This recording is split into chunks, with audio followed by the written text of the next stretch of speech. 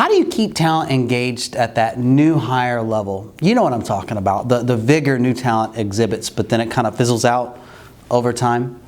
Hi, and welcome to Leadership Made Simple, a video series designed to make you a better manager and leader. You know, once upon a time, employees passed an entire career with just a company or two, but not so today, which leaves us with questions seldom considered just a generation ago, such as how long can I expect an employee to stay in place? What will encourage the valuable ones to stay longer?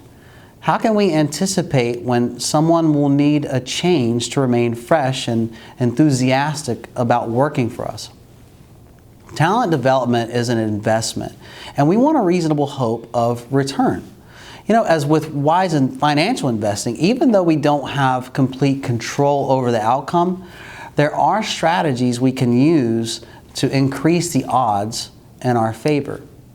Using the S-curve as a model for the cycle of a job, there is an approximately 6-month period at the low end of the curve that new hires require to achieve competence, followed by between 3 and 4 years of hypergrowth while scaling the back of that S-curve, a time of high engagement and high productivity until the role is fully mastered, the learning curve being exhausted.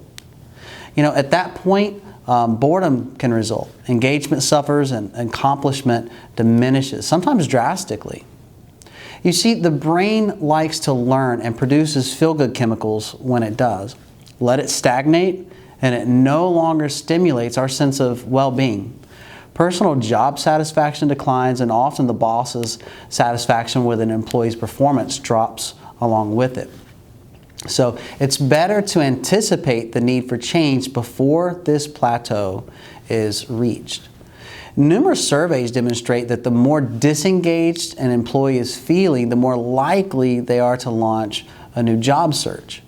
Here are some key techniques to deploy when an individual we want to retain may require a new assignment to reignite their desire to stay at an organization. Here's one: evaluate their role. Sometimes a change is needed even when no plateau is in sight. We can be too hasty to pull the plug on what appears to be a flatlining learning curve when a new hire is struggling in the early part of their tenure. Having already invested in recruitment, hiring, and training, well, it pays to evaluate whether an employee is just simply in the wrong role. Ask questions, such as, have I positioned this employee to succeed? Everyone does best in a job that allows them to use their distinctive strengths while they develop specific competencies. Sometimes, however, we place new hires in situations destined to be frustrating because they're only asked to struggle while having limited avenues open to contribute in satisfying ways. So make sure employees are presented with at least some tasks and responsibilities that they can succeed at right off the bat. Here's another question: why did I hire them? What was it about this person that made you believe they would be a great contributor? It's not uncommon to hire without evaluating precisely what the new employee is most needed to do and how they will fit with the existing pieces of our puzzle.